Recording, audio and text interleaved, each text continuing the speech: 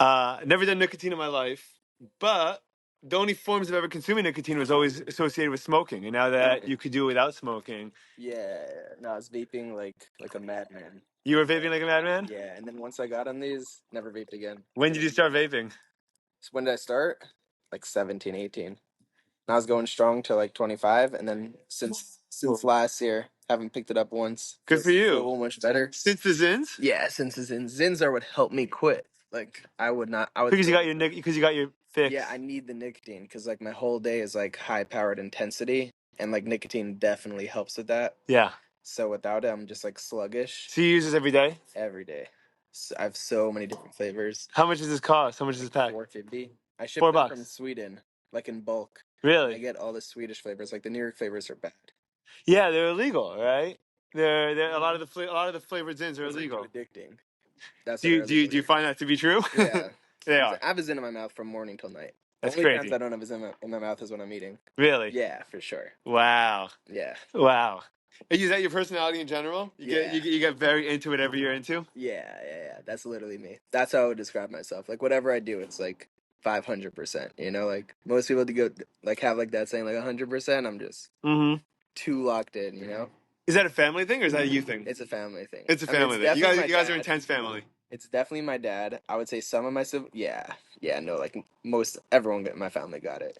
That's awesome. I never even realized, but yeah, everyone got it. I think I got it like the hardest, but still everybody got it. How many siblings do you have? 8, 7 siblings. You have 7 siblings. Yeah, 4 boys, 4 girls. And where are you? I'm number 3. I have 2 older sisters, and then 2 brothers under me, then 2 sisters, and then 1 baby brother. And how old is the baby? He's 14 now. Wow. But he's always going to be the baby. It's a tough age, by the way. Yeah. My youngest brother's also 14. It's rough for him because no one's left in the house. Yeah, dude. My younger brother's going through the exact same thing, by the way. Yeah. Yeah, because we're 6. I'm the oldest of 6. Right. How old are your parents? Mid-50s? In mid-50s, yeah. Yeah, me too. So mid-50s.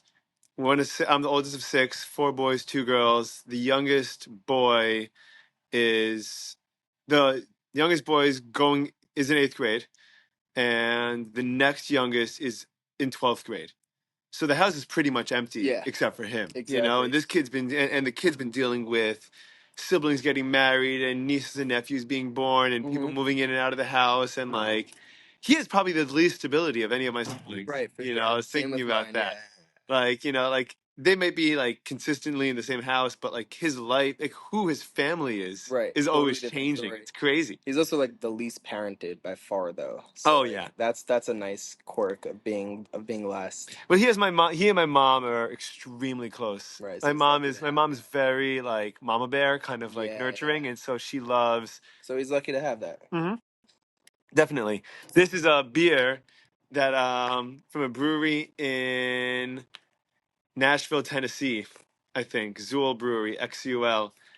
And there's a local brewery in South Florida, in Doral. I don't want to call them out because their beer has gone to trash lately.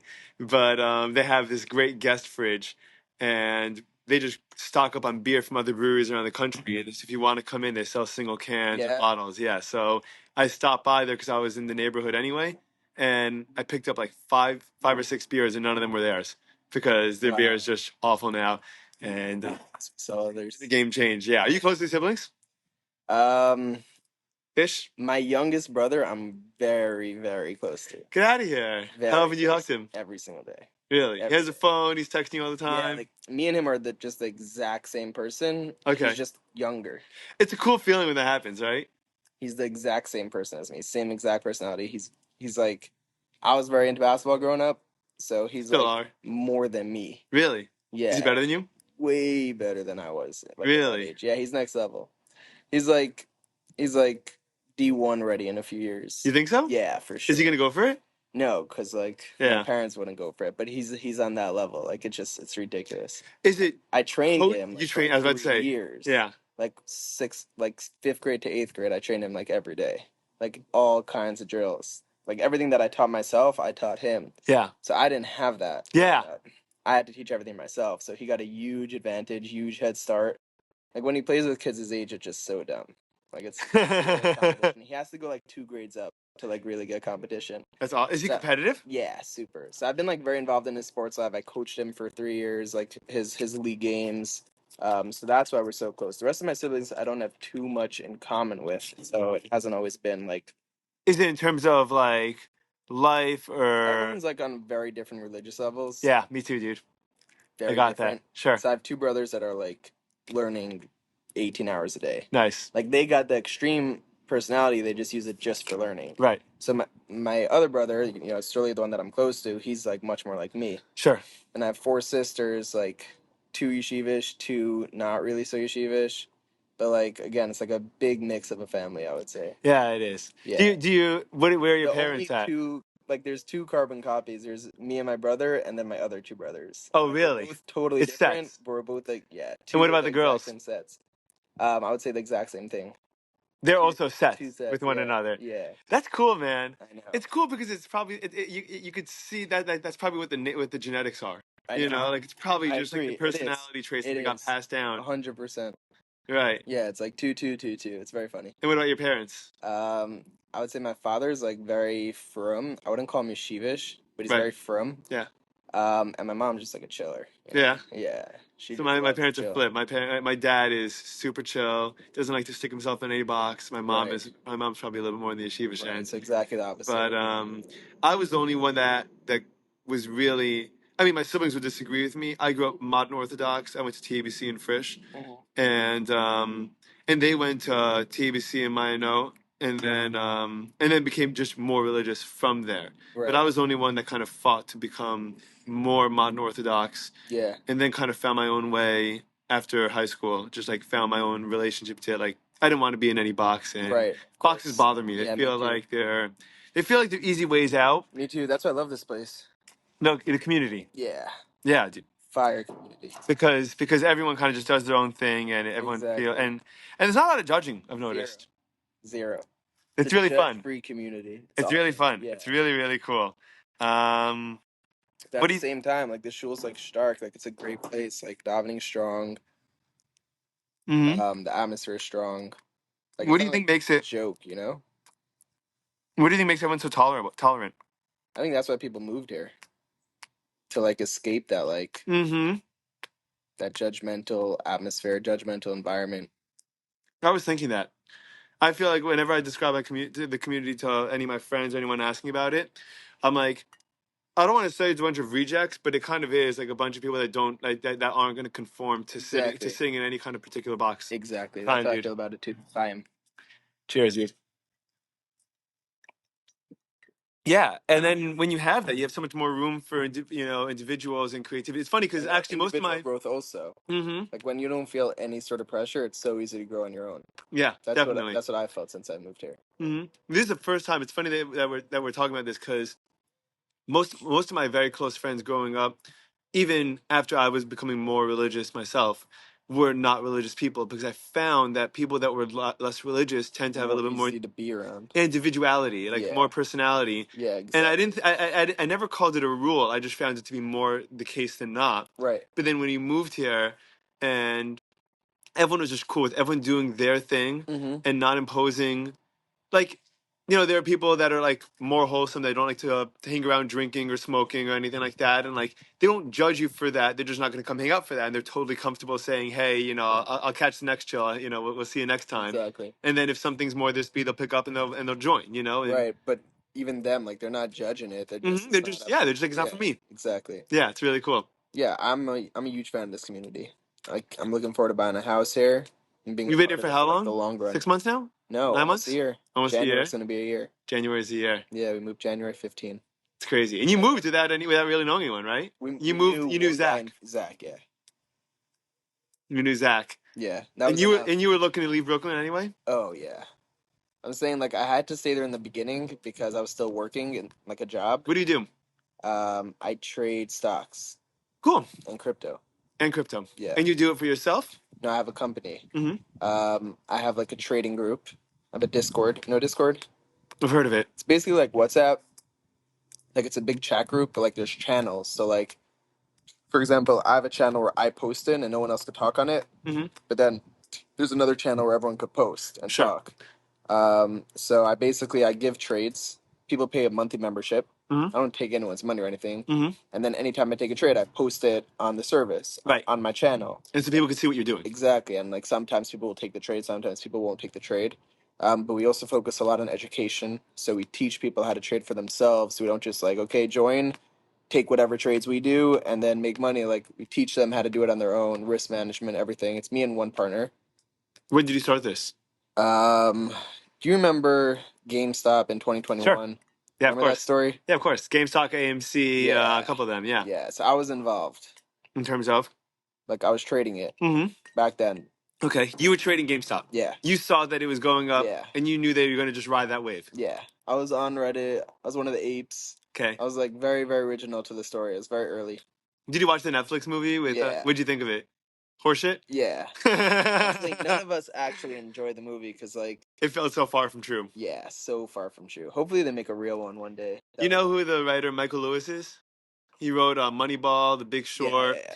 So my uncle worked for a couple of big companies, J.P. Morgan, and he was with Lehman Brothers back in the day, and he's pretty up there in terms of Wall Street, and he was in charge of actually J.P. Morgan's dark pool for a while, and for a bunch of years, and Funny that you even know what dark pool is. Yeah. Because like most people that I talk to don't know anything about the market. Yeah, I at a certain point I was really interested in that whole thing, and I read a lot of books about it. I'm self-taught about Right. everything. Me too. I mean, when I was in college, I was a creative writing and literature major, which doesn't teach me anything except for how to read and write. Right. Right.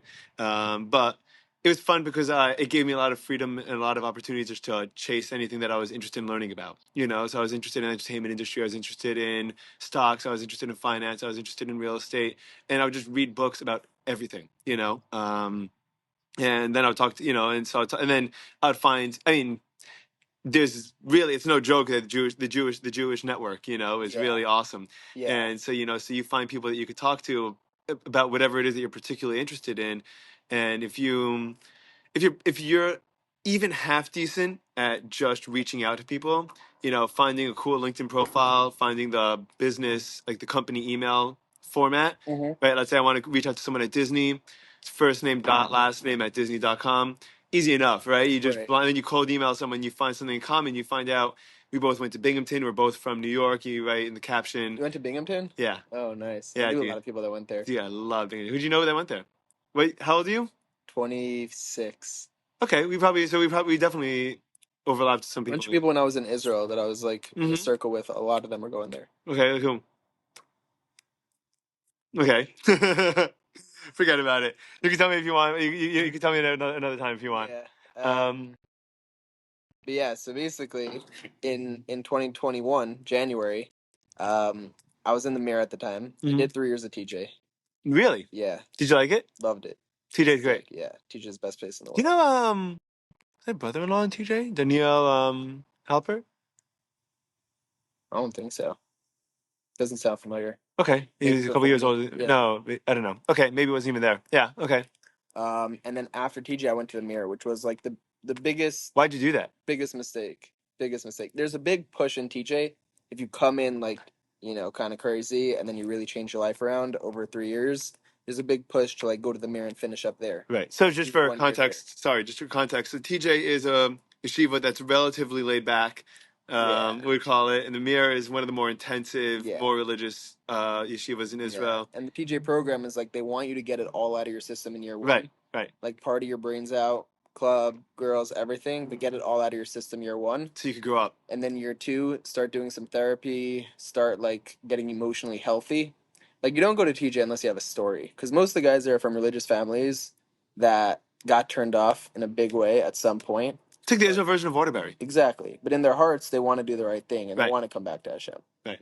And then third year, they want you to just really learn like a regular yeshiva guy. So after third year, I went to the mirror. Again, biggest mistake of my life. Because it wasn't for you. It wasn't for me at all. In TJ, I'm like close to the Rebbeim, I'm talking to everyone every day. In the mirror, it's like, you're lucky if you talk to the rabbi once every 2 weeks. So it's a factory. That place is huge. They have exactly. Not tens of thousands of students, do they? Like 7,000. Yeah, it's crazy. It's a lot. It's a college. So I was having a terrible, terrible time, and I was looking for an escape. Okay. So I got into stocks. because that can give you a great escape. And I got into this whole GameStop movement. And Because you were in Israel at that point. exactly. Okay. And after GameStop in 2021, I realized how much money can be made in the market. And literally from that moment on till today, it's just been 17 hours a day of stocks. Really? Researching, You love it. educating, love it. Head over heels, absolutely obsessed, insanely obsessed with the stock market. Everything to do with trading. Um, Long story short, about 6 months after GameStop had that whole big squeeze in 2021, Yeah. I started seeing like the same signs. Again, I was doing research. I would wake up at 9, learn When you about say research, you're just talking about reading Wall Street Journal and like reading Reddit posts. reading Reddit. All the alpha is on Reddit. Okay. Believe it or not, the Okay. most alpha is on Reddit. You just have Okay. to know how to find it Right. and filter through the BS. So, Right. when I was in high school, I was watching YouTube videos every single night on how to become a better basketball player. Yeah. Learn what works and what doesn't. Sure. So when I was on Reddit, I was reading what worked and filtering out what didn't, and just gaining What do you play when you play information every basketball? single day. You're shooting guard? I'm like, You're a do it all. Yeah, a Just little bit of run the everything. team, yeah. I play 1 to 5. Can do everything. Yeah, you could. Just being honest, yeah, yeah. Like I just run the team. Like I'm. What are you most comfortable with? The ball in my hand usually. So you like to be like, I control the team. I'm putting everybody in positions, telling everybody what to do, telling everyone where to go, making everybody better along with me, gotcha. scoring Cool. the ball. Cool. Yeah. Awesome. So What do you think the best part of your game is? driving for sure. Driving for sure. Yeah, you can't stop me going to the rim. Like Really? there's nothing to do about it. There's Really? really nothing to do about it. Yeah. Because you could go up and around, you could go through, left, you could right, go reverse, left to right, every kind of finish. Like Kyrie, like and you're not a small dude every either. Like right. you could power Just your way through the bulldoze paint my if you way need, into right? the paint. Yeah, like if you put a big guy on me, I'm faster. I'm explosive. Yeah, sure. Athletic. And if you put a Send them to smaller get guy, you body him up. exactly. So it's just always a mismatch. So And you like to be in the paint. yeah, and then when you send the double, like I know weak side, strong side. I know how to swing. I know where the rotations are coming from. 2 passes away, 2 rotations away. When Like, you prefer back to the hoop or back facing the rim? Oh, sorry, front to the rim. Either or, it makes no difference. You Like don't care. I play a lot of back to the rim and a lot of face up to the rim. Like I just have all the reads. So for Sure. example, like if I take a high screen and roll, like if they hedge, if they blitz, if they're playing in drop. Yeah. It's like if they hedge, like I'll give a short dump off to the roller. Right. If they're in drop, I'll pull up. Right. And if they blitz, like I'll try to escape the blitz or like dribble through the blitz and then easy wide open. There's always an option. There's always a read, and then if I take a screen and roll and I'm driving and I see the corner guy come help on the big, then I'll swing it to the corner for an open Sure. three. Sure. And if the guy on the left comes to help my drive, I'll swing it to the left for an open three. So like whenever I was in camp and everything, I always picked teams. I always picked players, not the best players, but the ones who I needed for each role, because I run an offense, like the Chaim Kriger offense.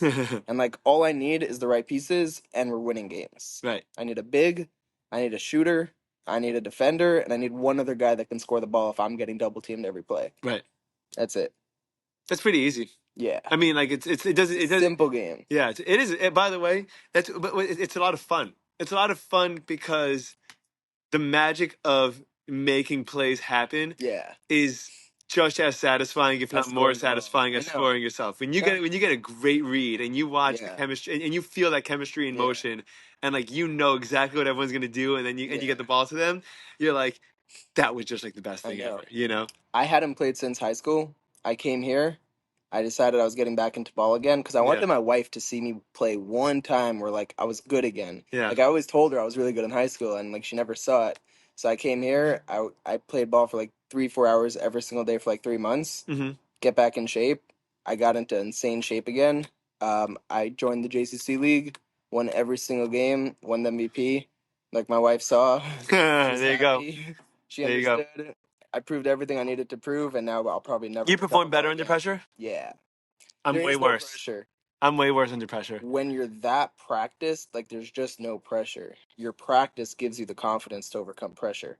When you play, do you find that your brain turns off and you just go autopilot? Yeah. And that's why you don't feel pressure because you're not really thinking. You are, the less pressure you'll ever feel. Right. It's that simple. If you're not prepared, you feel pressure. Right. If you're max prepared, you just can't even feel it. Well, I feel my biggest problem usually is I get in my own head. You know, so I'd play great when the stakes don't mean anything, but when there's someone watching that I care to I've definitely impress. been there. Yeah. I've definitely been there. I read books for it. I worked on my mental game too. Like you can't just work on your physical basketball game. Yeah, it's 80% mental. Yeah. I've read The Inner Book of Tennis, which is the #1 book I'd recommend to anyone. Inner Book of Tennis? To anyone struggling with like mental issues in sports, The Inner Book of Tennis, absolutely the best thing to. It also carries over to everything. Dude, everything, I go to open mics and I play guitar, and there's some nights where I feel like I'm a piece of wood. You know, like I just can't like get any rhythm. There's two. There's The Inner Book of Tennis, and The Subtle Art of Not Giving a F. Mm-hmm. Best book ever. Yeah, I read really? it You 10 liked times. Yeah, read it 10 times. Okay. When you listen to books, you listen to audiobook or good? Audiobook or you like to read it? I love reading. I read every Shabbos. Probably a book of Shabbos. Nice. Yeah. Nice. So back to the market. Yeah, so back to the market. So you're in Israel and you're getting you don't like this and you don't like the mirror. Right. And so you're trading stocks and you're I learning about like into 15, the market 17 hours during a day. during the craziest period that ever happened in the market. Sure. And I'm just studying and researching nonstop. And I created a Twitter account for myself because after 6 months straight of studying 17, 18 hours a day, you pick up enough alpha where you can share alpha. Sure. And I started tweeting. I had a thesis. I said, I'm seeing AMC have the same signs as GameStop right before it squeezed. And I started posting about it a lot. And then I took a crazy position, a crazy call option position. Okay. Familiar with call options? No, remind me exactly. I've heard the phrase, but I don't know the phrase. It's a way to give you leverage on a stock. Okay, as in, it's not shorting it. No, shorting is put options. Okay. Call options is you're betting the stock will go up by a certain expiration date. I gotcha. If you're right, you make exponentially more than just buying the stock. Right. But if you're wrong, you could lose everything. Sure. So you knew that there was an X amount of date that you were expecting for it to go up by. I was seeing I researched all the signs that happened in GameStop before the squeeze, and I saw them all repeating in AMC in May of 2021. And I started posting on my Twitter account. I was like, guys, like I think AMC is gonna have a huge move soon. I bought like 100 of the $40 calls. The stock was at 9 at the time. Mm-hmm. When you buy calls betting like stock is gonna go up, you buy like the $10 call, the 15 if you're nuts, 40 if you're out of your mind. 40 is just unheard of. You don't buy a $40 call on a $9 stock. Like, it's not getting to 40. Right. It's impossible. Right. If you're lucky, 12. Yeah. You know? Yeah, But because your stock to go up from 9 to 12 is a a 25% is a 25% jump. 400% is just retarded. Yeah. And this was in May, and I bought the contracts for June. Right. June 18th. That's crazy. I gave myself less than a month. Wow. So it got a lot of attention on Twitter. And my pen name on Twitter is James Roland. I didn't use Chaim Kriger, obviously. Sure. And people were like looking at the post, were like, "This guy's nuts. This guy's nuts. This guy's nuts." Sure enough, AMC. Do you have a Twitter following at this point? How many people are following? How many people are following? 15K. Really? Yeah. Do you pay for them? No, never. Organic? Yeah, totally organic. What'd you do to build up that audience? I was consistently Posting. Consistently winning, and people understood that like this guy can actually call trades before they happen and predict moves. And nice. Where they started following. I also have a 10K on YouTube. Really?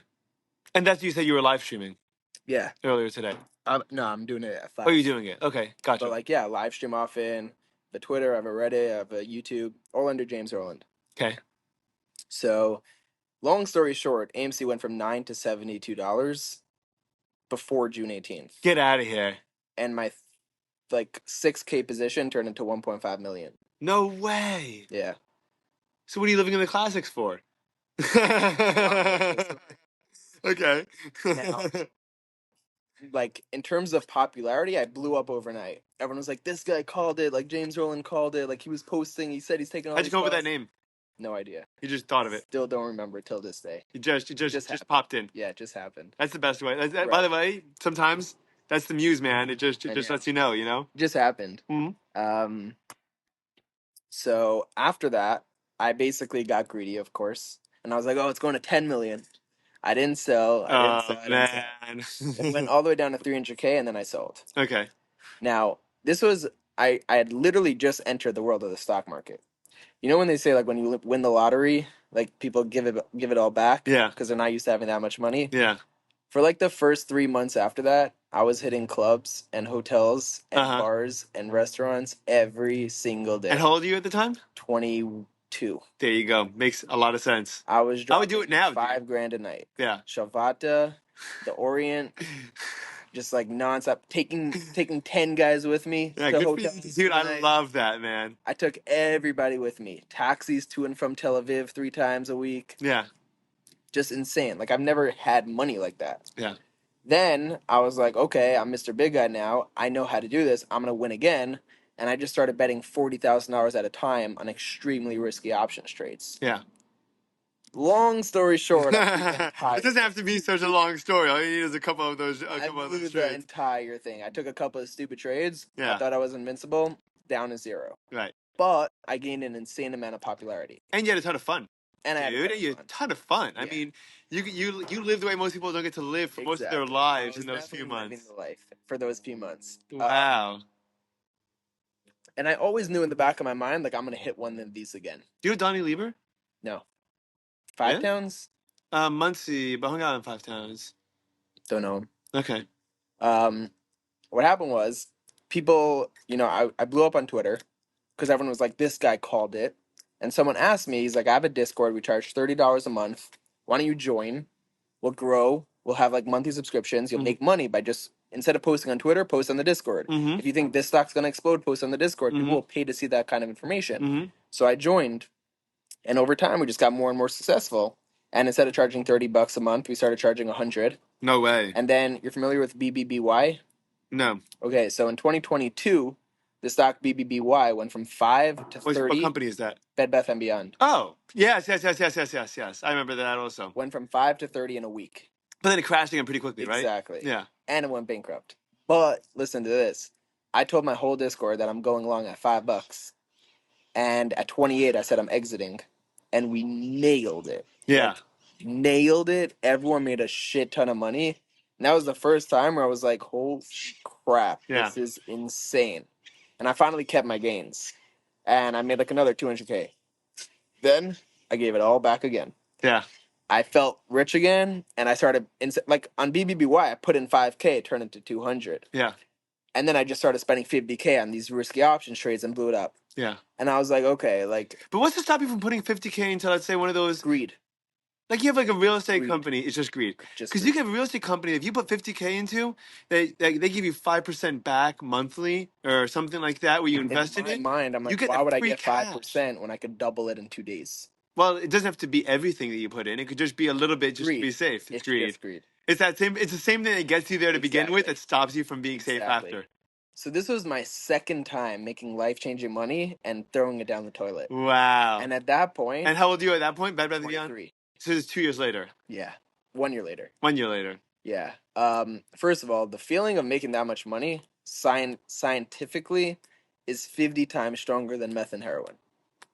Right. The amount of dopamine released? Right. So I didn't feel anything in real life. I was numb to real life pleasure. You were single at this point? Yeah. Okay, gotcha. You're in a world of ecstasy. Ecstasy. Mm-hmm. And you become numb to like regular emotions. Sure. And I did it twice, and then I blew everything. And as high as the highs are, the lows are even lower. Yeah, I can imagine. I was in the dirt, depressed, miserable. Like, how did I just make life-changing money and give it back away? Fine. Either way, I get engaged. But dude, don't go to Vegas, dude. You think this is... I'm just getting started. Okay. Yeah, this happens 10 times. Okay. This happens so many times. So what are you going to do about it? Let me get to the end of the story. Okay. We'll see. Okay. So Bed Bath & Beyond, success, crash, but you still walk away with some money. It's a great experience. Yeah, and people in the Discord didn't give it all back. People in the Discord made money. And after Bed Bath & Beyond, we went from $30 to $100 a month. Nice. Because we proved ourselves. Sure. Like, we proved that if you pay $100 a month, we put you an opportunity to make life-changing money. Yeah. And that's very worth it for most people. Mm-hmm. After Bed Bath & Beyond, that was like in August of 2022. Yeah. Fast forward to March of 2023. Okay. You're engaged. Back in America now. I'm back in America now. You're living in Brooklyn. Yeah, I got engaged. You're doing this full time. Full time, running the Discord. How'd you meet your wife? Should've. Set up. Nice. Set up, yeah. Someone had an idea, worked out. Yeah. So, the day, like 2 weeks before our wedding. Yeah. I recognized another opportunity. 2 days before your wedding. Like, no, 2 weeks. 2 weeks before your wedding. Like Okay. AMC, like Bed Bath & Beyond, another opportunity to make life-changing gains No, it's okay. in a very, very, very short time. Okay. And I was like, okay, here we go. I get the whole Discord hyped. Everyone's throwing in money into these options. Yeah. Get the car with maybe. Yeah. This time we played GameStop. Okay. There's going to be another big run. Oh, Okay. thanks. Yeah. So GameStop was at $80 at the time. Really? Yeah, and we Okay. all loaded the boat on high risk options. In 2 weeks, GameStop went from 80 to $200, and everyone was up 50 to 100,000, like minimum. Yeah. The day of our wedding, I was obviously preoccupied. Sure. I couldn't watch charts and everything. Sure. There was a major crash, and I got wiped out again. The day of your wedding. The day of my wedding. When did you notice this? The next morning. The next morning. So you're partying, go to the hotel, wake up, morning after your wedding. I'll be honest, right It's the before night the before. wedding, I checked and I saw what was starting. But I put it out of my mind. Yeah.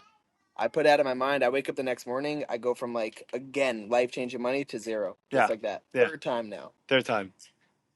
And like, I just got married, so it didn't hurt as much. But like 3-4 weeks later, when the feeling of euphoria from getting married wore off, I was in a world of pain again. Now, we just got married. Neither of our parents supported us. 2023. You guys are living 2023. and you guys are living in Brooklyn. I went from having $200,000 to zero, and she didn't have any money. Okay. So we started off our marriage with literal $0. Wow. We didn't have a single cent in either of our bank accounts. Yeah. Rough times. I can imagine. But the Discord was still bringing in like 1,000, 1,500 a month. Right. So like that was all our money. Sure. I realized I'm gonna have to get a job. I started driving Uber Eats. Nice. Literally Uber Eats. Menachem did that too. Yeah, we both did it. Nice. We both did it during COVID, but I didn't think I'd ever have to do it again. Right. I went from having life-changing money 3 times, losing it all 3 times, and now I was forced to drive Uber Eats. It was the most humiliating, embarrassing. It bothered you. Oh, it bothered We me. used to go together. You used to do it together, really? Yeah. So like, oh, you guys just go on like dates. You just hang out together. It didn't That's just good. bother me; it killed me. It killed you. The car. We used my brother's car. Okay. It destroyed my confidence. It destroyed my ego. But I knew it wasn't going to be the end of me. Yeah. Because no matter what, I had the. You've done this a couple of times. You knew to get you out One of it. thing I was sure about is that I know how to find these opportunities. Right. The second thing I was sure about was that my greed is what's killing me. And as long as one day I can learn to not be greedy, I'll make it. Yeah. So I did Uber Eats, and I got a job. Eventually, Uber Eats wasn't enough. I got a job like as a project manager at this place called Fidelity. It's like a major credit card processing company. Sure. Yeah. And I was just, What does the project manager do for them? Because my only association with project manager is real estate. I'm on top of all of the developers. The real estate developer. No, like the tech developers. The tech. So the product development. Exactly. Okay, got it. Product development. That was really my title. Okay. Product development. I went to Columbia for fintech, so I know coding. When did you do that? Algorithms. Before I got during the time where I was engaged in getting married. Gotcha. So I had a lot of experience with coding. So that's how I got the job. And while I was doing that job, my only focus was building the Discord. So every time I hit a win, I would promote it on Twitter. People join the Discord. Eventually, the Discord, I was making from Fidelity like $4K a month. After 6 months, the Discord went from 1.5K a month to 4K a month, and then I quit Fidelity because I was making the same amount of money anyway. Sure. But again, I was a broken man. I was a shell. Again, making that much money and losing it 3 times is hell on earth. Because it was just your greed that stopped you from living a completely different life and providing for your family in a completely different way. Sure. I was really, really, really hurt. What'd you do to deal with it on a day-to-day basis? A lot of weed. Yeah. A lot of drinking. Yeah. I was always trying to run from my emotions. Sure. Yeah, they're really freaking hard to confront. Yeah. Especially negative ones like that where you don't want it, you want to push it off. You could have had it all. Did you find that it kept on building up and it was just they say the problem with, for example, like if you do surgery and then you take Advil or you hurt yourself, you take Advil. The problem with taking Advil is that you can't really base how you're recovering, because if you don't feel anything, you don't know what level of the pain you're experiencing is. I think that the same way thing works emotionally. Like if you feel like you have a lot you're feeling and you numb it, then you can't really tell whether you're recovering or getting worse. 100%. So it's the same thing. But like I'm saying, I've been in so much emotional pain. Yeah. Like it, most everyday things just like don't even affect me because I'm used to like the Right, worst extremist. pain in the Right, world. extreme. Nothing that I would wish on my worst enemy. Really? That feeling of regret, knowing that like a week ago you had 200K and you threw it to zero and you lit the money on fire, is like there's nothing that could like obviously there's things that could compare to that, but for a 23-year-old guy to go through that 3 times, it's rough. Yeah, it's crazy. Talking about nights just like Your brain's not even fully developed, Exactly. dude. Your brain's not like your brain's not developed. Exactly. Real pain. Right. So after that, I was like, okay, it's time to buckle down the hatches. It's time to get serious. Be mature. Yeah, let's do it right this time. I go on a crazy heater. Instead of like going for these huge wins, I'm just going for base hit after base hit after base hit. Singles and doubles. I start going single, double, single, triple, single, double, single, home run, triple, double, single. I'm on a roll. The Discord's cooking. What do? I leverage up, I leverage up, I leverage up, I leverage up. Because even though I'm making money, it's not. I'm so used to these insane wins all at once that it just wasn't doing it for me. Right. Like, yeah, I make 5K in a week. It sounds great, but I've made 150K in a day. Right. So I levered up, I levered up, I levered up. I had amazing progress for like 6 months. 1 week, lost it all again. No. 4 times now. Wait. Okay. Before you continue, do you ever gamble?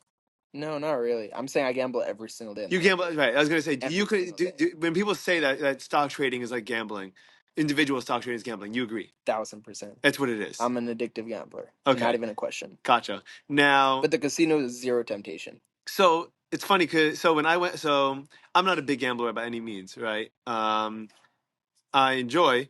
I hang out. I go to I've gone to Vegas a bunch of times. I go to the Hard Rock every now and then. Yeah. And I'll play craps. It's the only game I really play. And I play poker every now and then for $20 at a time, just casual. But like I play craps, and you win, and then you get the house's money, and you feel like, okay, I'll just keep on betting the house's money because it's not my money anymore, exactly. right? So let's say I walk in with 20, I make 40.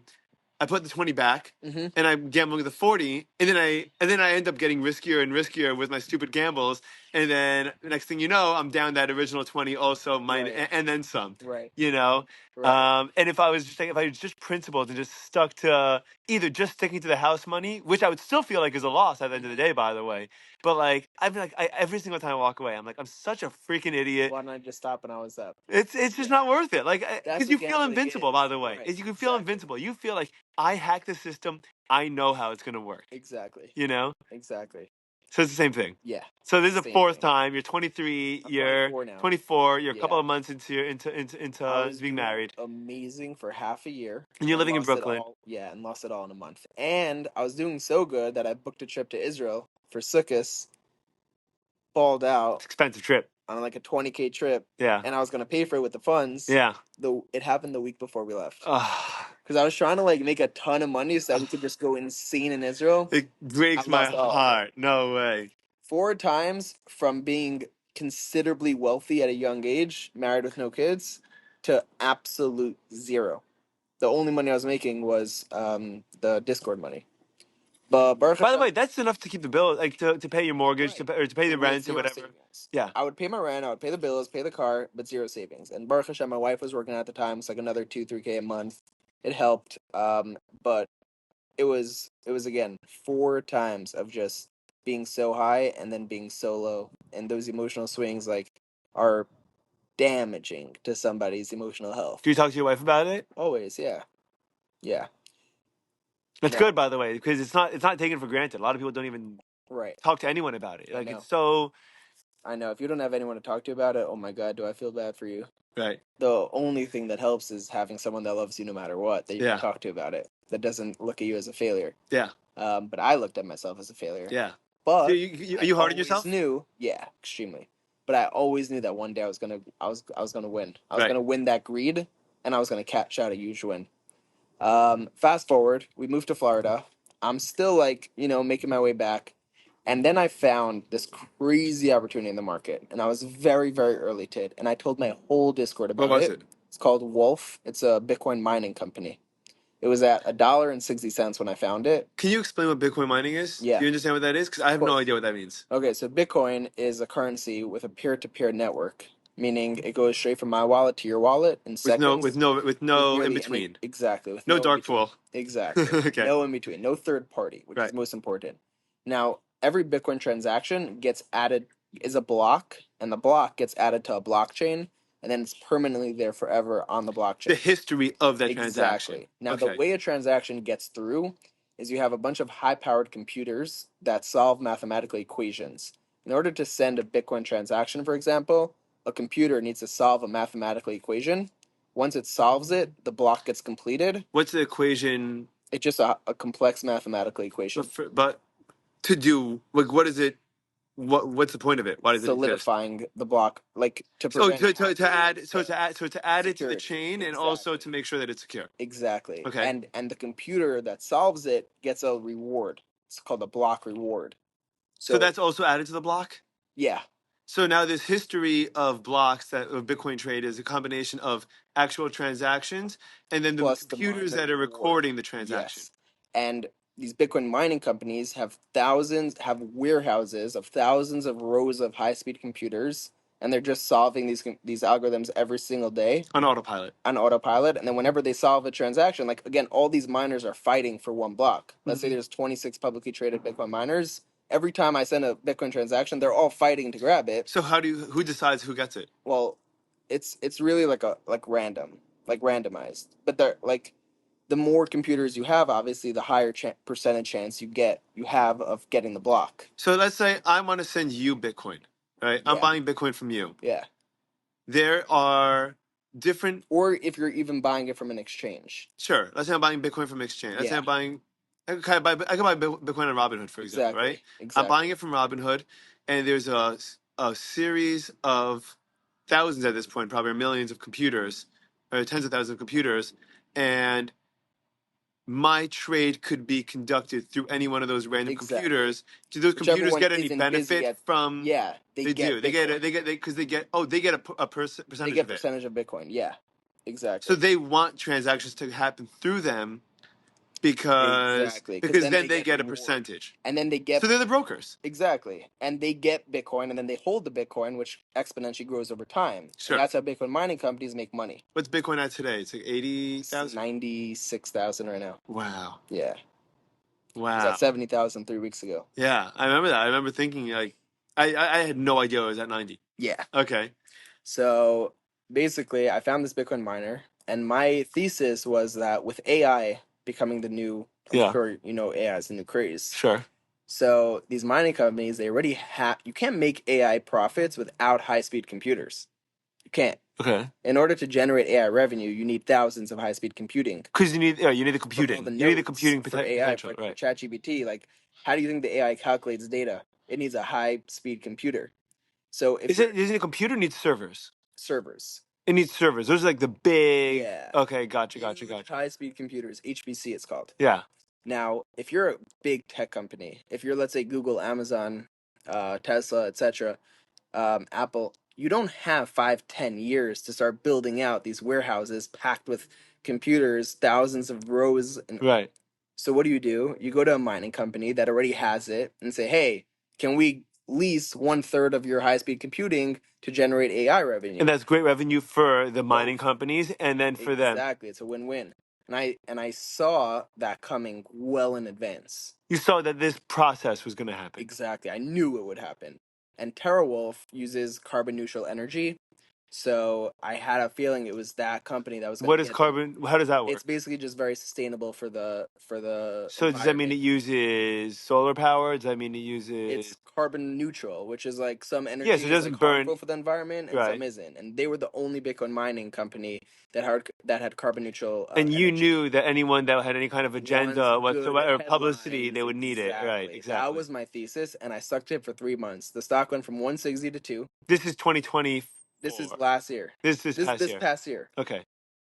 This is after blowing up 4 times, and and I knew it. I was so confident, and I told everyone on my Discord to load up on these TerraWolf calls. because we don't do anything like we do everything with leverage. So it's like more risk, much more reward if you're right.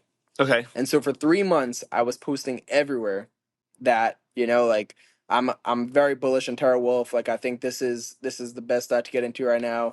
I posted it on Reddit. I posted it on Twitter. Everyone knew that I called Terra Wolf. Okay. One day, it was June 1st actually, this past June. Okay. Terra Wolf goes from 160 to $6 in 2 weeks. Exploded. 160 to 6? Yeah. That's bad.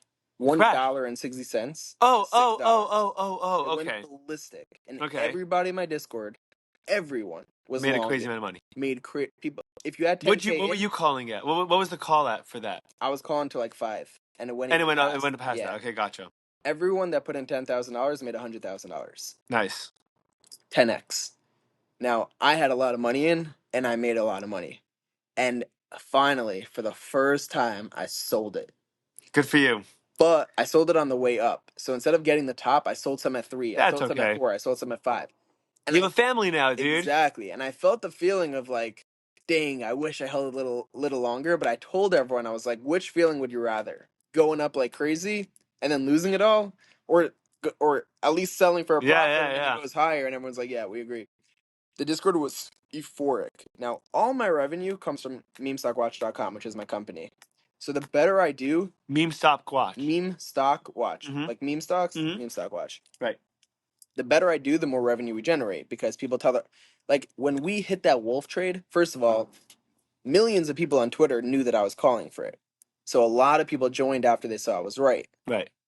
Reddit, I posted it. On my Discord, people told all their friends, like, this guy just made a sick call. Like, we all just made 10 times their money. Like, you got to join the Discord. Our Discord blew up. And so at that point, our membership At this was up point, what's your Discord either membership cost or $150 a month now. 150 a month now? 30 to 100 to 150. And approximately how many people are subscribed? 680 now. Awesome. So you could live on that pretty much. Pretty much. But wait, that's only now. Okay. Listen to what happens between then and now. Another crash, I imagine. Okay. Sure. This isn't. You might need another Bud Light for this, dude. This is a strictly By the way, yeah. pain. What do you think of this beer, by the way, real quick? Solid? Delicious. Yeah, Good, delicious. juice. I drink a bunch more. Those are great. Yeah. So after Wolf, we all sold. Everyone was happy. We hit a 10x. It was absolutely euphoric. I was treated like a celebrity. You should throw company parties, dude. Why don't you throw parties? Well, there hasn't been anything to party about until right now. So Okay. let me get to the end. Because it just gets nuts from here. Like, everything till now is just a build-up. This is like the climax. Okay. There was another Bitcoin mining company called Marathon Digital. M-A-R-A. Mara. And right after Wolf, I told everyone, I was like, guys, I have another 10x. Another one. Mm-hmm. We're going to long Mara now. Mara's going to be the next one to get hit with, like, all this bullish news, and they're going to go crazy. The stock was at 19. We all took all of our Wolf gains. Oh, no. All of it. And went max long Mara. And you have to understand at this point, I was the most confident mother effer in the world. I just hit the biggest trade of a lifetime. I took 500 people with me from nothing to 100K each. I was so cocky. I was so arrogant. I had the biggest ego. I was so confident in myself. So for Mara, this is June. We went long Mara late June. So we cashed out of Wolf like June 12th. June 25th, 26th, we went long Mara. So I was thinking to myself, I was like, I'm so confident in this. How could I make more money? So I start calling connections, in real life connections. I was like, get me through to rich people. I'm going to tell them about this trade. They're going to go in. And then I'm going to take 20% of the winnings. And I'll give you like a little percentage too for connecting it. Over the course from June 25th to July 7th, I went on Zoom with 28 people. All of them rich people. Mm-hmm. Wealthy people. Mm-hmm. And all 28 went into the trade. Not one. You sold said them no. all. Right. I sold them all. I've recorded a lot of these Zoom calls. I was the Wolf of Wall Street. You couldn't say no to what I was pitching. Because I showed them the whole Wolf trade. I was like, I just hit in 3 months a 10x. I'm about to do it again. You got to be out of your mind not to. I was insane salesman. Do you like doing sales? What? You like doing sales? Love it. You love the feeling of closing a guy. You love the feeling of pitching a guy. You love the all of it. Proving people can't yourself. say no to me. When I'm really confident about something and I believe in it, people do not say no to me. Gotcha. Always. So I raised about 5 million. Really? Yeah. Okay. And the plan was that this 5 million is going to turn to 50 million, and I'm going to take 20%, and I'm going to be set for life. Sounds like a good plan. Later in July, about 2 weeks after I get everyone in 3 days, Mara went from 19 to 27. The 5 million turned into 20 million. 3 days. And I was and people were like, maybe you should sell. And I'm like, sell? Like, this is going 10x. 5 million to 50 million. We're not stopping here. Like, we didn't do this for 3x. Your investors are calling you and saying that? My investor is the guy that was running the accounts. I wasn't running the accounts. I had someone that worked in JP Morgan. Now he had his own firm, AGI, and he was managing all the accounts, and I would just tell him what to buy. And my whole Discord was up like crazy. We were all up like crazy because we 10x we 10x, and then we took that 10x and 3x'd it. Yeah. So people went from 10K to 400K so far. Yeah. In 2 trades. Insane. All of a sudden, things started getting a little wobbly, and the stock pulled back from like 27 to like 22 really fast. Like a couple of days? Yeah. Okay. In like 2 days. Really fast. And there were starting to be murmurs about a trade in Japan blowing up, the Japanese yen carry trade. Very famous. It turned out to be the biggest crash since COVID in the markets. The Japanese yen. Yeah. Okay. There was a carry trade going on between the yen and What's the a USD. carry trade? It's where you short one currency and long a different currency. Okay. And like it's supposed to balance itself out that automatically you make money. So say, for example, you can short the Japanese yen and long the US dollar. Right. Or short Spirit Airlines and long United because you knew that they're going to go out of business. It's a carry trade. Right. Okay. Long story short, that trade blew up and the entire market imploded one weekend. And going into Friday, I called the guy and I was like, really, really bad vibes right now. I'm exiting everything. I went up At what? At 22? At 19. At 19. Like almost break even. I was up $180,000 on the trade. It went all the way down to minus 10K. Everyone in the Discord too. I told everyone in the Discord, I was like, get out. Things are looking really bad. But the guy that I called, the one that's managing all the accounts, he's like, it just went down from 27 to 19. First it'll bounce and then we'll get out. This was Friday before Shabbos. I was like, no, you don't understand. Like, just do it. This is looking really bad. Get out. He did not get out. He didn't get, even though you told him to. Yeah. And was it his job to listen to you? Yeah. Over the weekend. Can you sue him? No. Because the whole thing that we did probably wasn't too legal. Okay. Over the weekend, we had the biggest crash since COVID. Stock opened at 13 on Monday morning. And what were you in again at 9? We were in at 19. At 19. We went to 27, and the stock went down to 13. Okay. The 5 million turned into 500K. Right. Overnight. Right. Just like that. Right. Because we were in shorter dated risky options. Mm-hmm. If you win huge. If you lose bad. It was an absolute. But you couldn't hang on to it for a little longer until it bounced back? No, because this was July and the contracts expired in September. Once you get within a month, if you're not in big profit, you have to get out. It gets because then the options exponentially decay every day as you get closer and closer. Right. Because it's closer and closer We had to get out. not coming to fruition. These investors were furious. I can imagine. I had to get on Zoom with every single one of them while they cursed me out for an hour, screaming at me, yelling at me. How could you be so responsible? Why didn't you take profit? Like, after Wolf, I was like, I can take profit now. I've won the greed. I can take profit now. Now is when I start taking in outside money. I raised way more than I ever thought was possible. I was in way too big over my head. So not only did the whole Discord lose everything that they made from Wolf. Lost too. Not only did I lose everything, I was down to 0 again after being the richest I ever was. But all these investors now. Dude. And my plan was that if I just sold them for a profit, they'd all love me for life, forever. Mm-hmm. And I'd have them for good. Yeah, you just keep on building with them. Exactly, and I'd take much safer trades and just get a 2x. Like, as long as I got them like a 5x one time, they're going to trust me to manage their money. I blew everything, every connection, everything. This was 4 months ago. Yeah. Shit, dude. My Discord. What were you going through? Like, how'd you deal with it? You can't even deal with it. You can't do it. I tried everything. I tried drugs. I tried alcohol. Didn't even numb it 1%. It was too You bad. couldn't. It was too much. It was more emotional pain combined than the past 4 times. Because you were losing other people's money too, and your reputation. And I had a lot of personal friends that I told to get in, Yeah. and they lost everything too. Fuck. A lot of personal friends, people that I love. Yeah. And I just couldn't make money without them. Do you blame this other guy for this other person for not selling? No. You can't. No, I can't. At the end of the day, it's my fault. You know, blaming other people isn't going to help. It might ease you the way that you treat yourself. Yeah.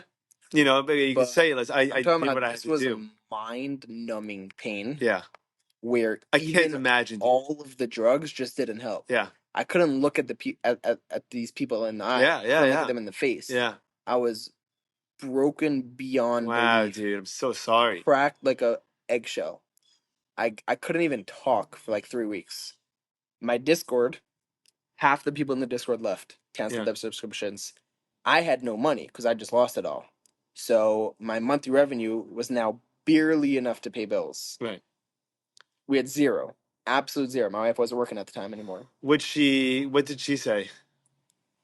Was she patient about it? Was really Did she see hard. that you were taking it so seriously that she knew that like you'd come back?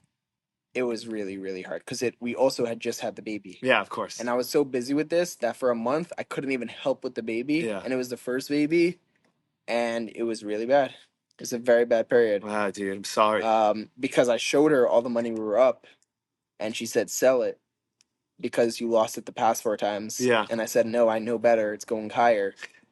And I lost everything. Shit, and I didn't lose everything for myself.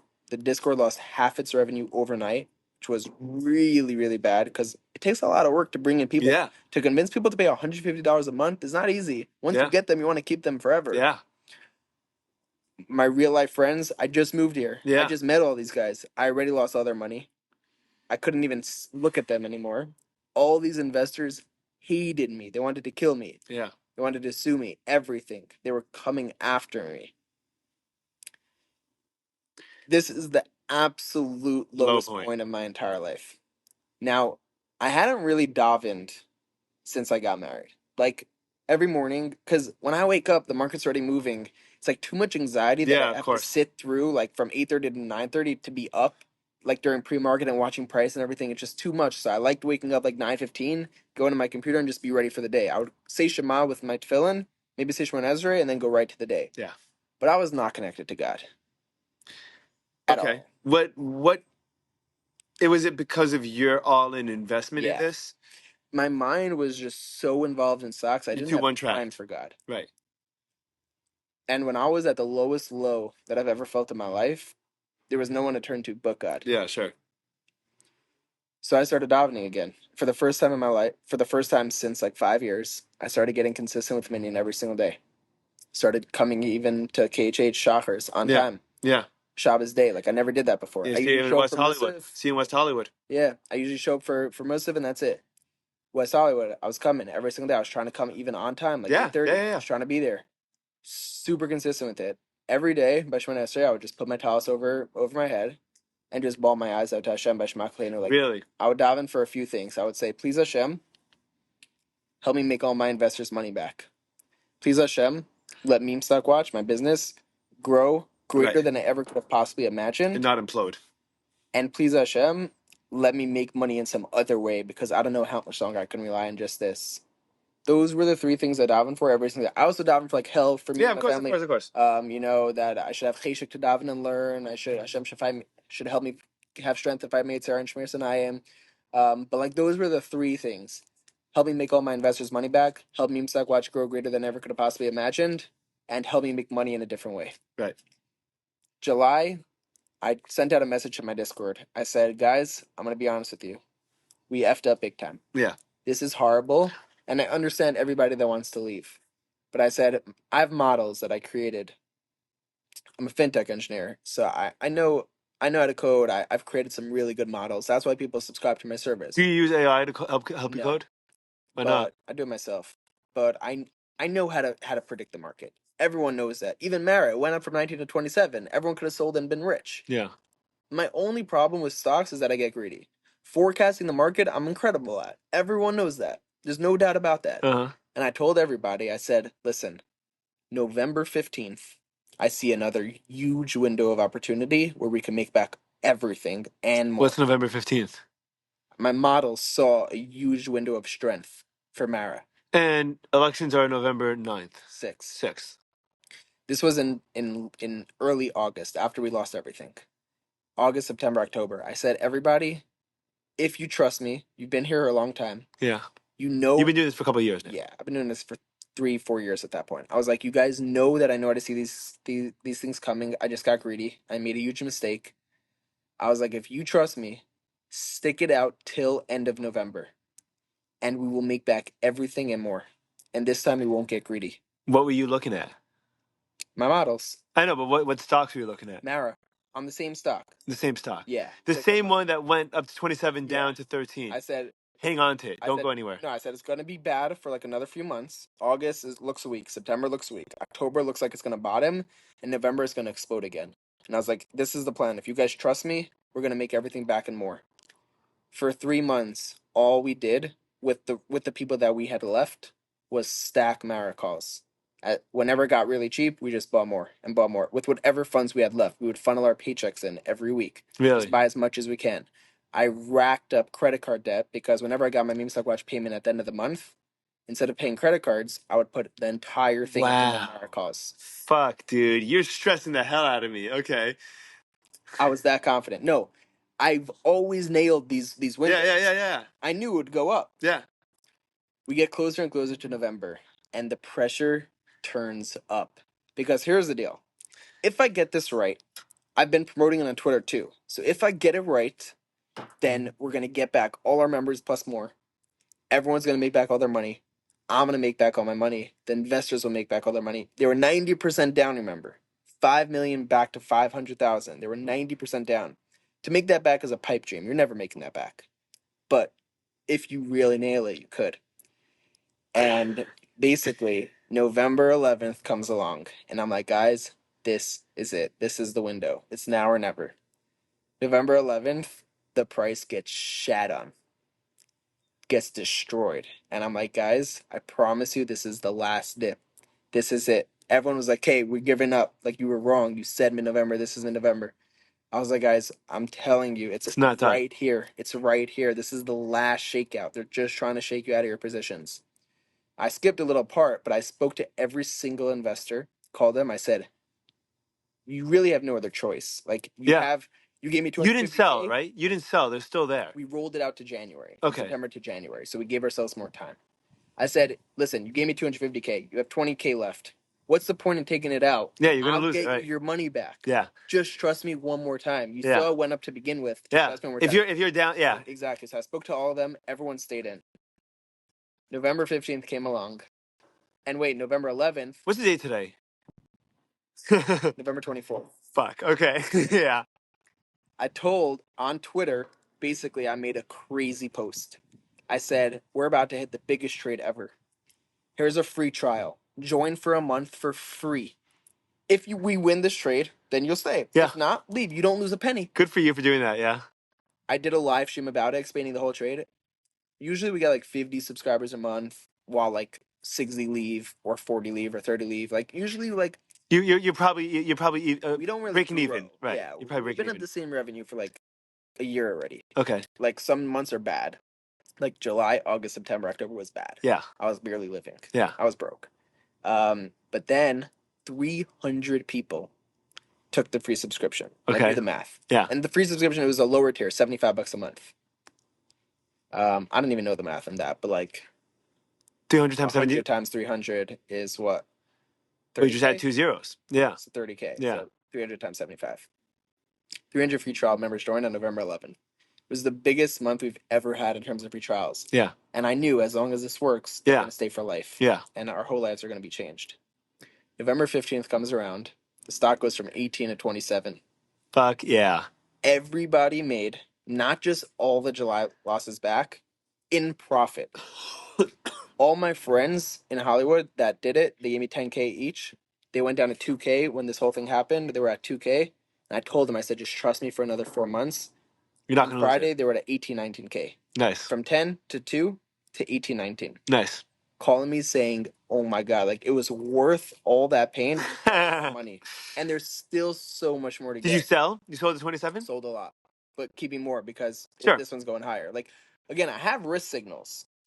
When my risk signals trigger, like I know to get out. Yeah. But my greed kept me in. Now we have the strictest rules.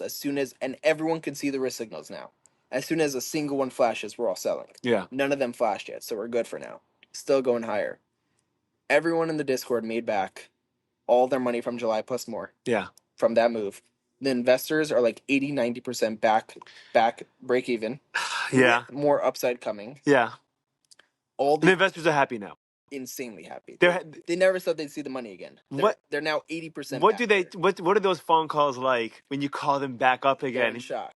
They can't believe it. They can't believe it. And they know it's going higher. Now the whole world is talking So about now higher. do they sell enough to cover their initial Not yet. investment We ride it or out to the end. Like the models show a top December 23.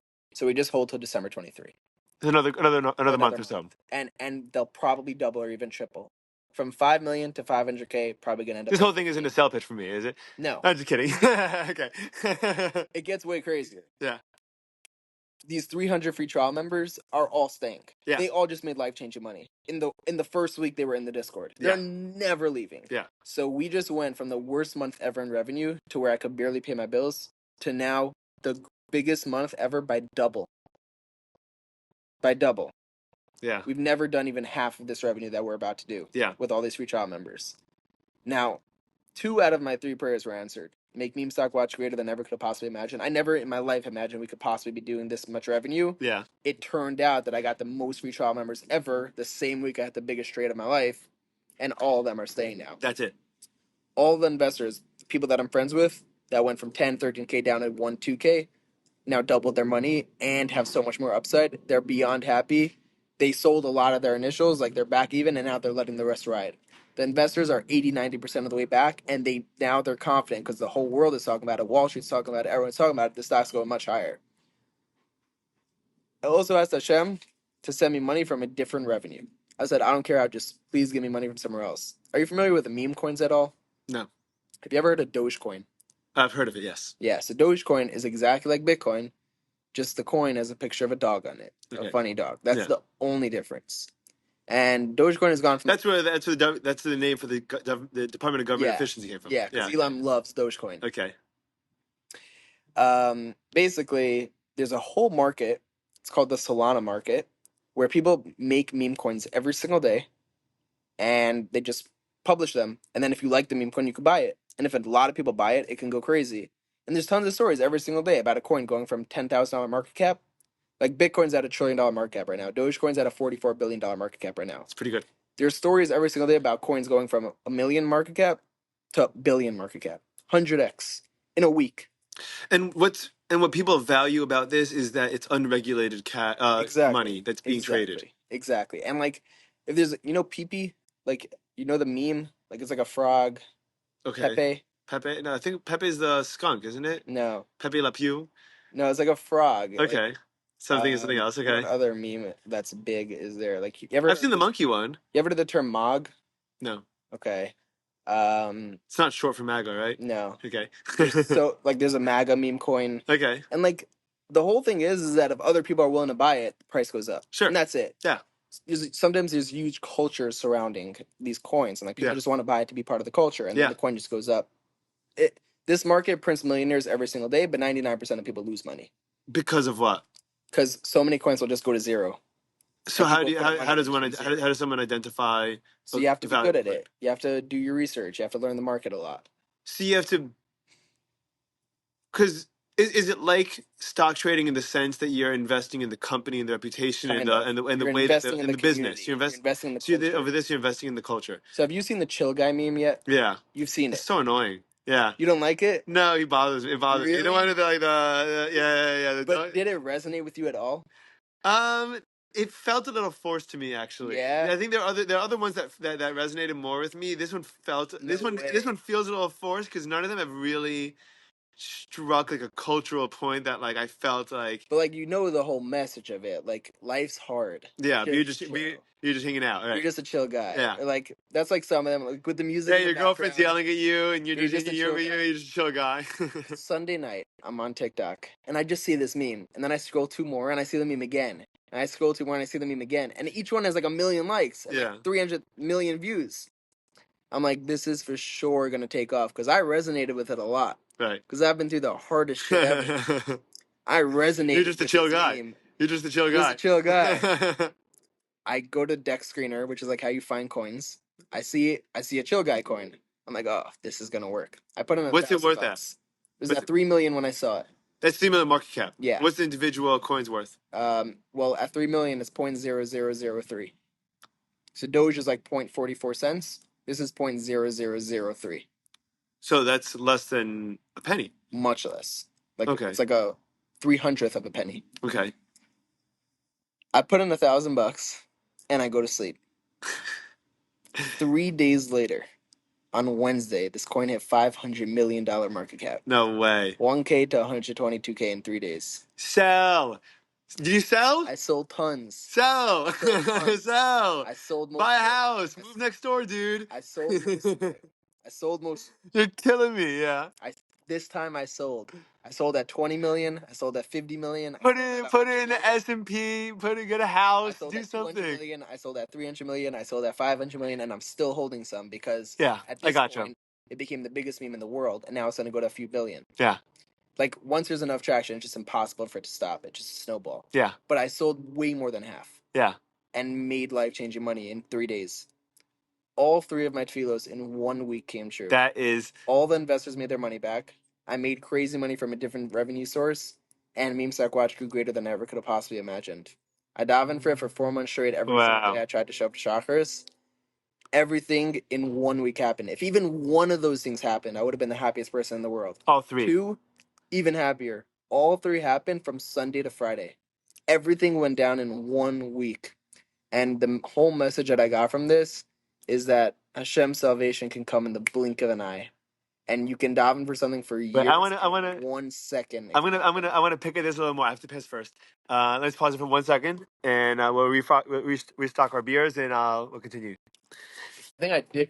Trader Joe's, when we were in Brooklyn, had this beer called Brooklyn Brewery or something. Yeah, sure. You know it? Yeah, I know Brooklyn. They're huge. Taste a little bit of it. May not be your cup of tea. No, yeah, I love this. This is my favorite. Yeah? This is my favorite. Dude, I have a ton of these kind of beers. Awesome. This is my favorite. Awesome. My favorite type of beer. Sweet. We used to get them every week from Trader Joe's and finish like 12 a week. Yeah, me and my wife, we both drink it. Oh, yeah, you do? Dude, there's so many good sour breweries. There's so many beers here. Yeah? Breweries. There's a place called Three Sons. It's right by the airport, right by Fort Lauderdale Airport. My wife would love that. Dude, they have the best. Yeah. And then there's a place, I mean, easy. It's 10 minutes away. Great vibes. Right. I recommend it. So, dude, this is what you wanted to get. This is what you wanted to talk about. Yeah, because like I feel like so many people are just struggling. And what are you picking up from this, dude? What do you, like what's my next steps? This is crazy. Right. This is a culmination of 5 years of experience. Yeah. First of all, what do you think is different about your attitude, perspective, or just who you are relative to 5 years ago? And what do you think is going to be different in the future? Right. That's a great question. I think the difference is just learning that greed is a killer and you have to be happy with whatever you get sometimes. And, do you feel that way? You feel like you internalize that? Yeah. I was used to just hitting these crazy wins and nothing would ever do it for me. Like, I wouldn't even feel anything unless I got 100K in a day or in a week. And, like, the truth is, racking up base hits of 300, 500 a week is very solid, too. Yeah, it is. Especially if you're continuously growing. Exactly. Because then it compounds. And I learned that, pain builds you. That's for sure. Dude. Only if you learn from it, by the way. Right, I know. Because if you don't, you watch. Did you watch Uncut Gems? Mm-hmm. Dude, I love it. That's so good. Isn't it great? So by the way, this is Muncie Brewery. I brought this from Muncie. I love sour beer. he wins at the end. Yeah. But he loses because Everything. he I know. doesn't make it, but he I wins, know. you know? Like it's crazy to think about. Like I know. he makes it work, you know? Yeah. But it just doesn't work because everyone loses patience with it. I know. Um, Another big thing is that like my wife, I lost everything when we got married so many times. And there was a bunch of times where I lost that. I didn't even say the story because like it was just so minute, so Yeah. many times. Yeah. I said probably 4. There was probably like 12 to 15 times. Right. This time I already set stop losses and everything. Like I'm automatically gonna hit a huge lick. Um, Point is that my wife stuck with me That's crazy through that the she did, by the lowest of way. the lows and never changed her attitude towards me one drop. She never cared. That's incredible. There were times when we were flush with cash and I'd be like, spend whatever you want, and life was incredible. And then I told her, I just lost everything. I was like, you really can't spend a cent for like the next 3 months. She understood like that and just didn't. She stuck with me through the lowest of the lows, and now like I'm so happy for her that she's about to get to experience like the highest of the highest. I have that experience, but on a much less dramatic scale, which is probably a little healthier for me. Um, that a lot of my money's based on commission because I do sales, right? Right. And there are weeks where we'll be like, let's do it, you know, pay whatever you want, buy whatever you want, and then there are weeks where like, Right. I would love to get another replacement, you know, fold-up chair right now from Costco for $20, Right. but let's wait till next week because Right. you know we'll just see what's going on. And what do you think does it?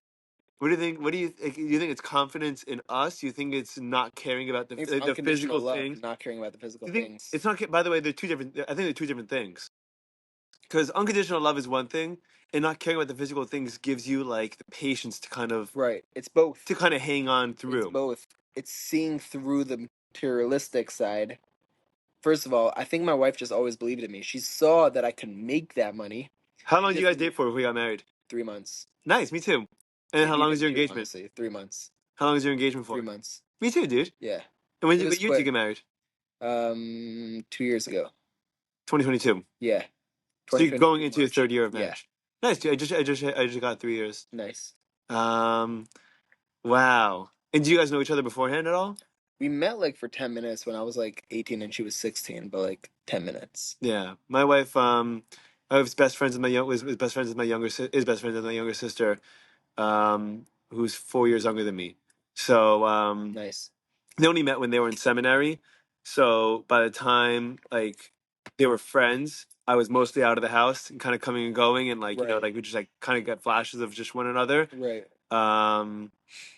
And my wife's an identical twin. I don't know if you met Yeah. her sister when she was Mhm. here, but I knew her from years ago. my wife, No, your wife's twin. Adina. Yeah. How do you? Oh, from Zach. She was dating like one of my friends growing up, Avi Cohn. Oh, that was her boyfriend in high school, right? Yeah.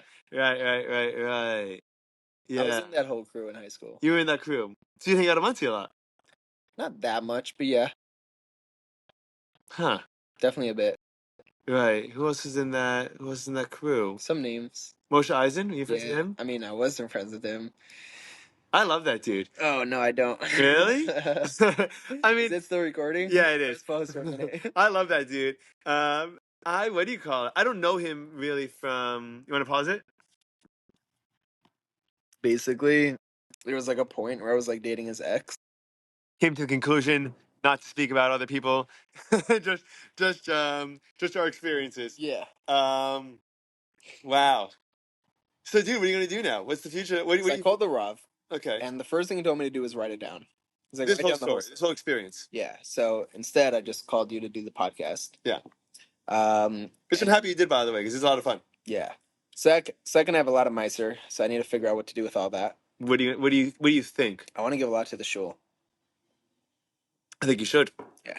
I think that there's nothing like investing in your own community. in your own backyard. Yeah, exactly. So I want to give a So- lot to the shul.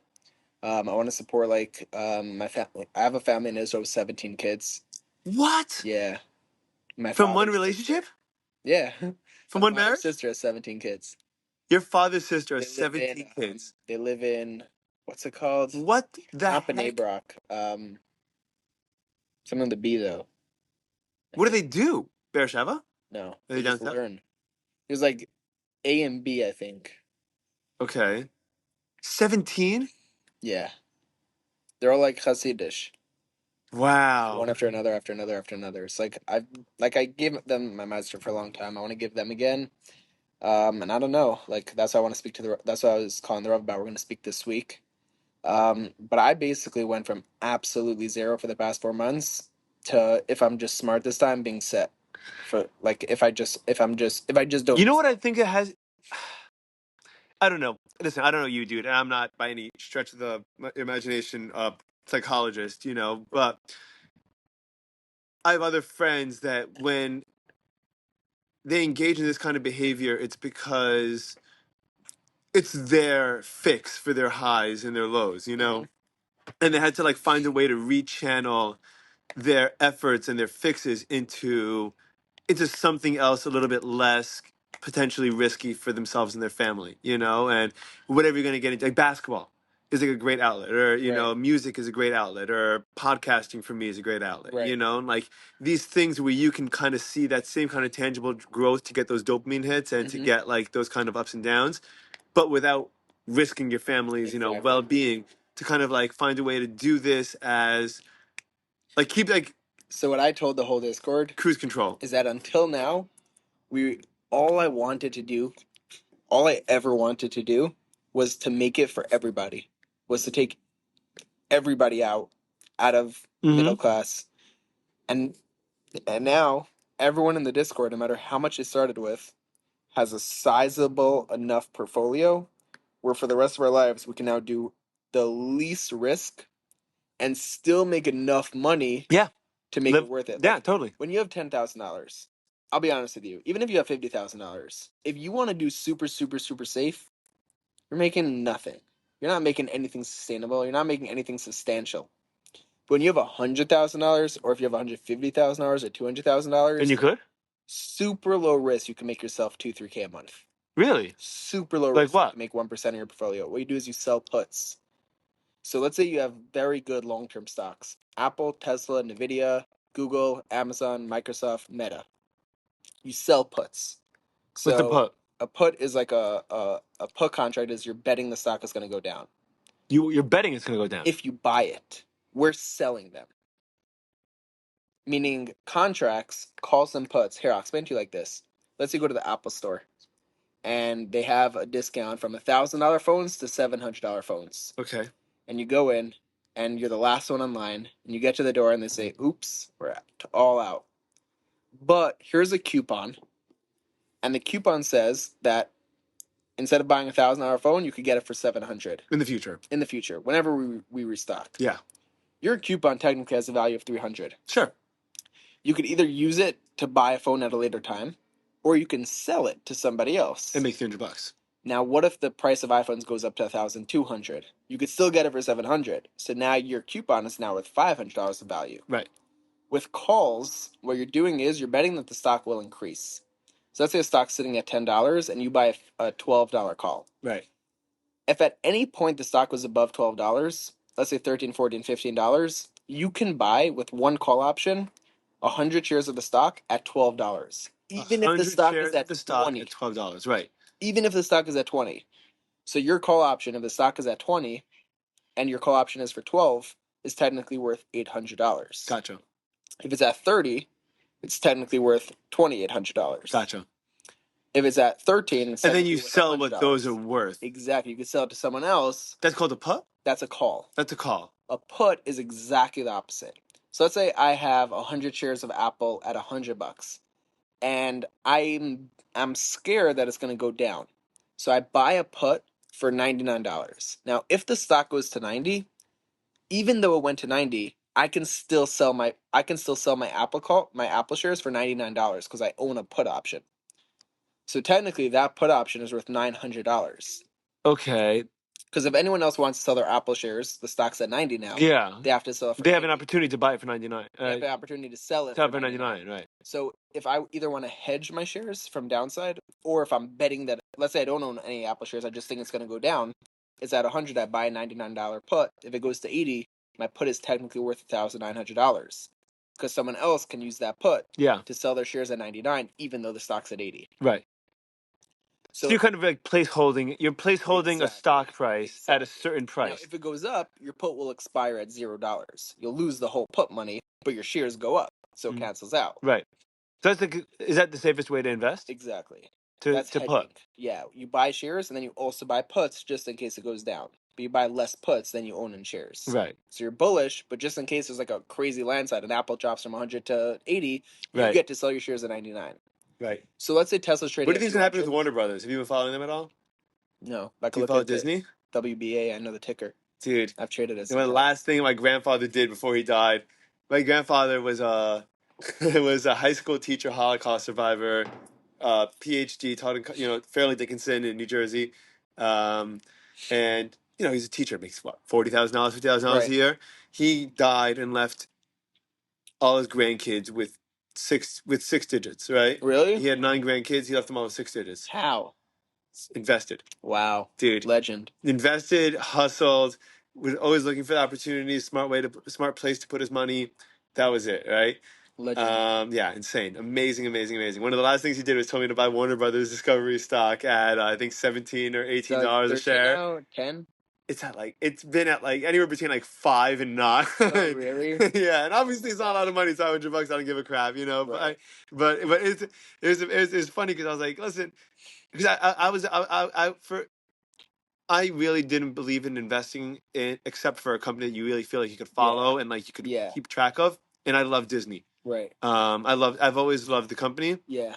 And that's not actually a problem because I'm emotionally invested. But I knew that they're such a juggernaut. I knew they're not going to go anywhere. I knew that they have so many assets that are worth so much more than what the individual stock's worth that it's not really going to ever lose money, And so at Disney Share, I was telling my grandfather about it. Because you should buy Warner Brothers. Because if you look at their library, the library is just amazing, and there's no way that they're not gonna do well.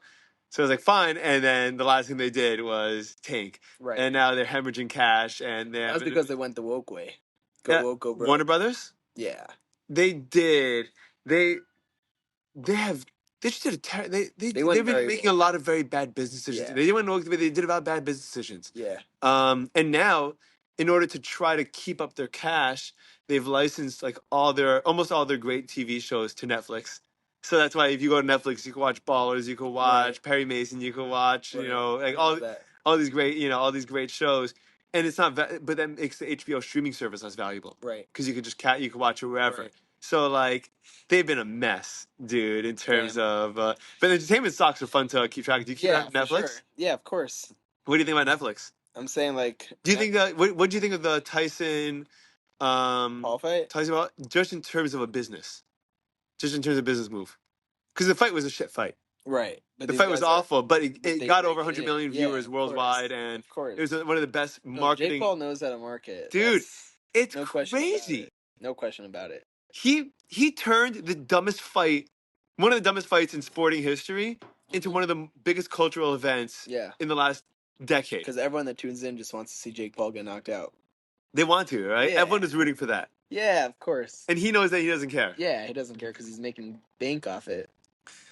But basically, if we think like one of these tech stocks are bullish, that they're going to go up, Tesla, Amazon, Apple, Microsoft, these are stocks you don't mind holding in the long term anyway. Mm-hmm. So there's one way to play, which is to buy calls. Now, when you buy calls, you make money only if the stock goes up.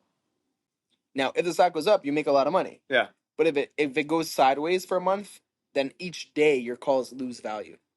Right. As you get closer to the expiration that was the problem with the movie, The Big Short. Yeah. Was that every day that the market didn't crash, the investors were losing cash and they were flipping out. So, but when you sell puts, you make money if the stock goes sideways or if the stock goes up. So why wouldn't everyone do that? Because there's less money to be made. And if you don't have a big enough portfolio, you can't make that much money. Right. What we're going to do from now on, now that everyone in the Discord has big portfolios, what's considered a big 100K or up. 100K up is considered a bigger portfolio. Yeah. What we're going to do from now on is only sell puts. So instead of buying calls, which is risky, but you can make more money, we're selling puts. Yeah. The only downside to selling puts is that, let's say the stock does crater, you have to buy the shares now. So let's say Apple goes from 100 to 80, you have to buy the shares at 99. But now you own 100 shares of Apple. At 99. At 99. And Apple's not going anywhere. And Apple's not going anywhere, so it's fine. Yeah. It's like it's You totally can't afford fine. to do that with a mom and pop shop that's Exactly. just with Truth Social or something like that. Exactly. You So can do it with how Apple do or you make money Facebook. in a safe way? You sell puts on stocks that aren't going anywhere. So it's ever. pretty much passive income. Exactly. And so from now on, now that we hit this one huge trade, all we have to do from now on is sell puts to make passive So income. your new forever. business model is going to be Is streaming, exactly. predicting, and then selling puts In and, a safe and way. keeping people making their money. Passive income. I think what you could do, if you could control it, I don't know if you could, I don't know how easy it would be or not, would be to open another branch for higher risk things if you have the time. So we're still going to take these high risk trades, but instead of our entire portfolio, which is what we've been doing for 4 years, right. Take 1 a to percentage of it. 5%. Yeah, One take a to percentage of it. A small high risk trade, no problem. But all our trades have always been all in. Your entire portfolio. You could see yourself staying and trading forever? Yes, 1,000%. I'd never want to do anything else. And you work from home? Yeah. How do you like working from home? Love it. It doesn't bother you not to hang out with people? I went from the biggest extrovert to such an introvert. Biggest introvert. Really? In such a short period of time. I don't feel understood by people. No one knows what I go through on a day-to-day basis. No one knows what I go through on a month-to-month basis. No one knows the highs and the lows I've been through. No one else has experienced even a fraction of that I know. Yeah. So I don't relate to people anymore. That's interesting. All my online friends, though, thousands of them, like they've been through it with you. My Twitter posts, I have 15K followers, but millions of people see. I'll check out your Twitter after this. Like my engagements get millions of engagements. Like in James Roland, that name, 50 million people. James Roland, Roland. Roland. Roland. 50 million people know that name, if not more. Like I'm doing a live stream right now. Like at least 5-10K people are tuning in, like on a Sunday afternoon. What's that feel like when you see 5,000-10,000 people? It's crazy. It's a crazy feeling. Because you feel like everyone's there and they give a shit about you. Exactly. And they want to hear what I have to say. It's ultimate validation. Yeah. That's so interesting. Yeah. It's so interesting. Happens to be, I went to therapy for 4 years. Like growing up, we had 8 siblings. My dad worked 18 hours a day. What'd your dad do? He works for Centers. Okay, yeah, of course. Sure. They're a great company, by the way. Yeah. They employ so many people. I know. And my mom was busy raising a house with 8 kids. Yeah. So I never got any validation when I was younger. That's probably what drove me to get so good at basketball, to like get validation from other people. Yeah. Like, oh, this guy's sick at ball. And you learn this in therapy? You thought about that beforehand? No, I learned it in therapy. Okay. That like all the things that I did in life were craving validation. Yeah. When I hit a trade like this. Huh? A couple minutes. You want to hang out? You ready to go? I don't know. We finished the crazy story over here. Oh yeah. And we're talking about. Oh, sorry. We're talking about the now what's. Yeah, just finally got him to like calm down. Who, Judah? Yeah. Cause like he took a really short second nap. He like spit all over himself. Then when that happens to me. No. But then we took a walk. Then he fell asleep now. And I took the passy out of his mouth. Now? No, he's crying. Just let me get him. No. I just buckled him up to like go. Okay, so let's go. Okay. We'll call it here. Yeah. Dude, we'll continue this another time, dude. It's a lot of fun. Thank you. I'll send you the link. I'll post this in an hour. Okay. Yeah. Why not? We don't edit. We just No, that was sick, yeah. We just raw dog it is the expression. All right. Bye everyone. Thanks, dude. Appreciate this.